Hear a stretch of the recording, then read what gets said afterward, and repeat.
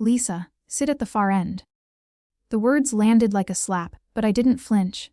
I gave my mother a quiet nod and walked past the long dinner table adorned with lit candles, perfectly arranged cutlery and crystal glasses, straight to the least desirable seat near the kitchen door.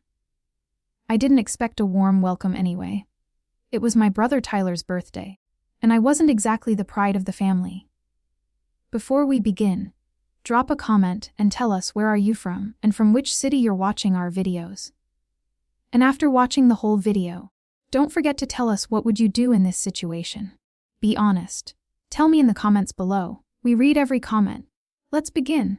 You're lucky we invited you at all. My sister-in-law, Madison, whispered as I passed her. Don't make a scene this time.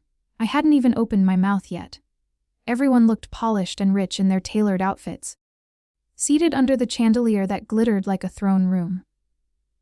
Tyler, ever the golden boy, sat at the head of the table with his smug grin and designer watch that he made sure everyone noticed. His wife raised a toast to Tyler, the most successful man in the family. Laughter erupted except from me. I just stared at the water glass in front of me, my reflection faintly trembling in it. I wore a plain navy blue dress I'd bought secondhand. My hands were rough from double shifts at the warehouse and late-night cleaning gigs. I didn't belong in this room and they all wanted me to feel that every second. That's when Grandpa cleared his throat. The room hushed. Even Madison froze mid-sip of her overpriced wine. Grandpa Howard wasn't just respected, he was feared. 83 years old, but with eyes sharp as razors and a cane that slammed more verdicts than any courtroom judge. He turned his head slowly, eyes locking directly on me from the far end. "Lisa," he said, voice calm, but echoing across the room. "Is the $5 and I send you every month enough?" My stomach dropped, the air turned solid. My fork hovered in midair. I blinked. Which money? Dead silence. Utter raw unfiltered silence. My mother's fork clinked against her plate and dropped to the floor. Even Tyler's expression cracked, brows furrowing, jaw tightening. But Grandpa narrowed his eyes like he just confirmed something he already knew. Then, with deliberate strength, he slammed his cane down on the marble floor. Bang! The chandelier above swayed slightly. He stood up slowly with effort, but power radiated from him. That's what I thought. Now all heads turned to my mother. She went pale. "I've been wiring $5,000 to your account for over 2 years, Lisa. Every month, religious on the 1st. I thought it was helping you." I opened my mouth but nothing came out. I never received a dime. My voice cracked.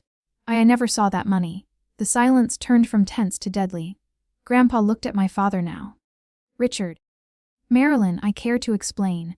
My dad's face flushed red. We used that to help with Tyler's startup. "You told us you wanted to help the family. You thought, Grandpa interrupted, that you'd steal from your own daughter, use my money, and lie about it." My mom's hands trembled. "Howard, we were gonna tell you. We meant to." Grandpa laughed, a dry, bitter laugh that sucked the air out of the room. "You meant to." He pointed his cane at them. "You two smugly told me for years that Lisa didn't need help.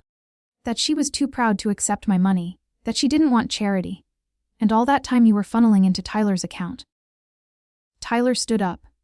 "Grandpa, I didn't know. I swear I didn't." "Sit down," Grandpa roared. He did. My eyes were burning, but I refused to let the tears fall. "Not now." I slowly stood up. "You told Grandpa I didn't want his money." I looked at my mother. "You told him I didn't need help." Her voice broke. "It wasn't like that. How many times did I cry to you, begging for help with rent?" My voice shook. "How many times did I tell you I was eating ramen for 3 weeks straight?" She looked away. My father opened his mouth. "Lisa, we did it for the family. For Tyler." "For Tyler," I repeated. "Always for Tyler." My nails dug into my palms. I worked myself into the ground, took night shifts, cleaned toilets, ate from gas station shelves. And you were pocketing $5,000 every month while you watched me suffer. I looked at Grandpa. "You want to know the worst part? I still came tonight hoping maybe, just maybe, I'd be treated like a daughter, a sister." Grandpa's face was stone. He turned to everyone at the table. "If anyone here thinks what they did was acceptable, you're as much a part of this betrayal as they are." Then he reached into his coat pocket, pulled out a folded envelope, and held it out to me. "Lisa, take this." I hesitated, then walked over. Inside was a bank transfer confirmation. An account in my name, a new one. "I've just wired you $120,000, he said. "That's all the money they stole and then some." Gasps echoed. "And tomorrow," he continued, glaring at my parents, "I'll be speaking to my lawyer. You are both cut out of my estate completely. Tyler included." "Tyler, shut up." "What? Grandpa, no. You can't do this." "I can, and I just did." Then he looked back at me. "Lissa, would you like to switch seats? Or better yet, how about you sit at the head of the table now?" I didn't answer. I didn't have to, because for the first time in that family's twisted history, I wasn't the outsider. I was the reckoning. I didn't sit at the head of the table. Not that night. I quietly took my purse and walked out of the dining room without touching a bite of the filth minion they'd served. I didn't need a throne. Not then. What I needed was air. The cold hit me as soon as I stepped outside. I stood on the porch, staring out at the dark trees swaying under the night sky, my fingers shaking. I didn't know if it was from rage, grief, or shock. Maybe all three. Behind me, I heard the door creak open, footsteps. Then Grandpa's voice. "You handled that better than I expected." I turned slightly. Better than I expected. He walked up beside me. Slower now, without the fury keeping him upright. "They've always underestimated you, Lissa, even as a little girl." I said nothing. Then I asked, "Why didn't you ever call me? Ask if I was okay?" He looked at me, guilt heavy in his eyes. "Because I believed them. I'm sorry for that." Truly, I nodded slowly, swallowing the lump in my throat. "I don't need their pity anymore." "No," he agreed. "You need justice, and you're going to get it." 2 days later, I got a call from his lawyer. Turns out, Grandpa had already rewritten his will. That envelope he gave me. It was only the beginning. Tyler wasn't just removed, so were my parents. Everything, the lake house, the business shares, the trust fund, was being transferred to me, and people started calling. First, my mother. She left a dozen voicemails crying and begging. "Lissa, please. We didn't know it would go this far. Can we talk?" Then my dad. "You're tearing this family apart." "Over what?" "Money." Tyler didn't bother with fake tears. He just sent one message: "You'll regret this. Enjoy being alone." But I wasn't alone, because as the truth spread, people began to talk. Aunt Caroline called and admitted she'd always wondered why I looked so tired. Uncle Drew confessed they were told I had mental issues and was too unstable to handle money. They lied to everyone about me to control the narrative, and I let them until now. Later that week, I walked into a local law firm downtown in jeans and a turtleneck, hair tied back, no makeup. Grandpa had set up everything. An office, a business name, my name, Lissa Howard Financial Solutions. He didn't just give me money, he gave me a future, a real one. And I was going to build it from the ground up with, or without, anyone from that toxic house ever looking my way again. It didn't take long before the backlash began. The family didn't stay quiet. Madison was the first to post something. One of those carefully curated Instagram stories showing her sipping wine, laughing with friends, typing out, "Some people don't deserve second chances. Entitlement is ugly." She didn't mention my name, but everyone knew who she was talking about. Then came Tyler's podcast interview, which he never thought I'd see. Sometimes when you give money to the wrong people, they think they earned it. It's sad, really. I didn't respond. Instead, I focused on building what Grandpa handed me. I arrived at the new office every morning before 700 a.m. It was small, 2 rooms and a front desk, but it was mine. I met with clients, took business development courses, and learned how to handle finances the way Grandpa once had. I didn't use his last name publicly. I wanted to make something that couldn't be claimed as a handout. Meanwhile, Grandpa wasn't staying quiet. He told every friend, every investor, every business partner in his circle exactly what had happened. And it worked. The more the truth spread, the more people started pulling away from Tyler and my parents. Tyler's startup lost 3 big clients in 2 weeks. My father's name was quietly removed from the board of a foundation he chaired for over a decade. And my mother, she stopped showing her face at the country club altogether. Still, they refused to apologize. One night, months after the birthday dinner, I got a knock at my apartment door. I peeked through the peephole. Tyler, he looked desperate, disheveled, eyes tired. I opened the door only slightly. "What do you want?" He shoved his hands in his pockets. I messed up. I said nothing. I didn't know about the money. I didn't know they were lying to Grandpa. Then why mock me every year for not having a real job? I asked. Why call me a burden? Trash. He didn't answer. He didn't have to. I started closing the door, but he stopped it. Lissa, please just tell him to undo the will or split it. I'm your brother. I looked at him dead in the eyes. No. You're the man who laughed while I struggled, and I shut the door hard. That night, I sat alone at my kitchen table, tears threatening again. Not because I was sad, but because for the first time in years, I didn't feel powerless. A month later, I found a dusty box outside my office door. No name, no note. I brought it inside and opened it. Inside were photographs, hundreds of them.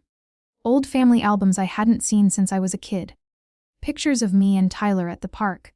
Me helping Mom in the kitchen. My hand clutching Grandpa's when I was 5. At the bottom was a letter from Grandpa. Lissa, these photos are yours. They tried to erase your place in this family, but I never forgot who you were. Keep them. Frame the ones you love. And always remember, no matter how they treated you, your roots run deeper than their lies. I cried not because of the past, but because someone finally saw me. That same week, I was invited to speak at a local women's business conference. One of Grandpa's old friends had recommended me, and apparently, my reputation for financial guidance had begun to grow. I stood on that stage in a navy blazer, hair pinned neatly, facing over 200 women from all walks of life. And I told my story. Not the sanitized version, the real one. I wasn't born poor. I was made poor by a family that decided I wasn't worth investing in. Gasps, murmurs, and when I begged for help, they told me I was dramatic, lazy, useless. All while collecting checks with my name on them, the applause. When I finished, it shook the room. Later, as I packed up my things backstage, a woman approached me in tears. My daughter went through the same thing. You have no idea what your story just did for me. I smiled, took her hands gently. Then tell your daughter this. She's not broken. They are. That night, as I walked back to my apartment, I passed by the restaurant where Tyler and Madison once hosted their anniversary dinner.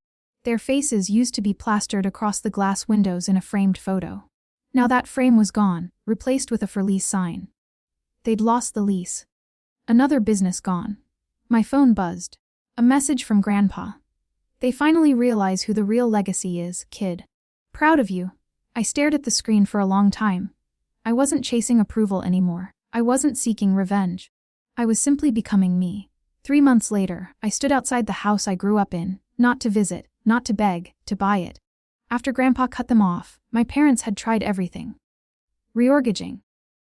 Selling off furniture, even quietly putting the house on the market without letting the rest of the family know. But the listing found its way to Grandpa and then to me. I don't want to live there. I told him. He nodded. Then don't own it anyway. And so I did. I signed the paperwork with steady hands, full cash offer. No negotiation. The realtor, a middle-aged woman with sharp glasses, smiled awkwardly when she realized who I was. You know your parents will have to be out by next Friday, I said. That's fine. I'll give them until Monday. I never went inside. Didn't need to. The walls of that house had seen enough of my tears. They didn't need my footsteps anymore. Instead, I focused on the life I'd built. The office expanded. I hired 2 staff members, both women who had faced their own family betrayals and needed a second chance. We weren't just a business. We were a rebuild. On a rainy Friday morning, I got another letter, handwritten this time from my mother. Lissa, I know you have every reason to hate me. I failed you. We failed you. I let pride get in the way of being your mother. I convinced myself that helping Tyler would help us all. But the truth is, I wanted to believe you didn't need anything so I could sleep at night. I see now that I was blind and cruel. You didn't deserve any of what we did. I won't ask for your forgiveness, but I hope someday you find peace, Mom. I sat still for a while, rereading those words. There was no excuse in the letter. No manipulation, just regret. And oddly, it didn't feel like victory. It felt like release. I didn't call her. I didn't tear it up either. I simply folded it, placed in the drawer with Grandpa's letter and the photos, and closed it because that's where it belonged in the past. The next week, Grandpa hosted a small gathering at his home. Not a grand event, Just a quiet evening with a few old friends, some jazz music, and fresh lemonade. He pulled me aside near the fireplace. "You know," he said, "when I found out they stole from you, I blamed myself the most." I looked at him. "Why?" "Because I gave them the rope to hang you with." I took a deep breath. "You also gave me the tools to cut it." He chuckled. Then he handed me a worn-out leather book. "What's this?" "My original ledger from the first business I ever ran. I want you to have it." I flipped through the pages, yellowed paper, faded ink, scribbled notes and calculations. "You built everything from this." "I did," he said. "And now you'll build even more." I hugged him. For the first time in years, I felt what a real embrace from family was supposed to feel like. Safe, steady, true. A year after that dinner, I was standing backstage again, but this time at a national conference for women in finance. Over 2,000 attendees, cameras, reporters, spotlight. When they called my name, I walked onto the stage in front of a crowd that once would have terrified me. I wasn't just someone who got a second chance. I was someone who created one, for others, for myself. As I stood there ready to speak, I looked into the front row and saw Grandpa. He gave me the smallest nod. And that's when I knew the dinner that tried to humiliate me. It ended up feeding the beginning of my rise.